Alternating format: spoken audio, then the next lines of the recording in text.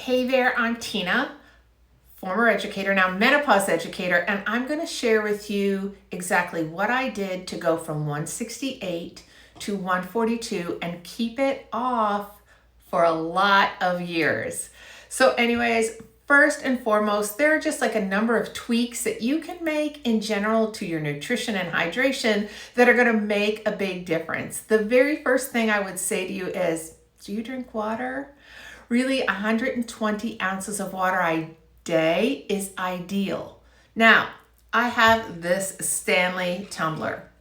All I do is make sure that I get 3 of those in a day, and I fulfilled my water requirements. So what does that do? Water actually gives you energy, believe it or not, and also helps to plump up your skin, all of those things. Will you go to the bathroom a lot in the first few days? Absolutely, but your body will definitely acclimatize to drinking that much water and you will feel so much better. The second thing I do is I eat 3 meals a day and I prioritize protein in each one of those meals. My goal ultimately is to get to at least 100 grams of protein a day. Now, I have a really great protein guide. I'll put the link to that down in the description of this video so that you can see for yourself how easy it is to add protein into your diet. And then last but not least, when I choose exercise, I choose a kinder, gentler way. So gone are the days of the big HIIT workouts where I was really raising my heart rate high, because what that does for us, number one, is it raises our cortisol levels. And our cortisol levels are already a little bit high once we reach menopause because cortisol is produced by our adrenal gland. And once we're no longer producing estrogen via our sex organs, what happens is that the body actually asks the adrenal gland, because it does produce a little bit of estrogen, a type of estrogen, to start producing more. And the adrenal gland totally abandons poor cortisol and it goes haywire. So one of the things we need to do is we need to try to keep our cortisol levels in check best we can. So a kinder, gentler way of exercising is the best way to do that. Walking for weight loss is amazing. Lifting weights is amazing as long as we keep our heart rate in that 50 to 70% zone of our max for our age. And then the one thing I will let you know is that I do not do intermittent fasting. The reason why I don't is, number one, intermittent fasting over time will raise your cortisol levels as well and eventually stall your metabolism.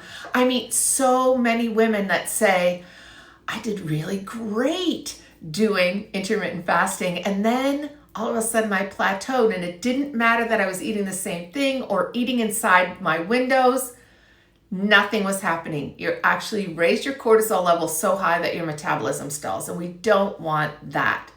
So the other thing that happens when you're doing intermittent fasting, especially once you're in menopause, is you're going to lose lean muscle faster, and we're already losing lean muscle at a really fast rate.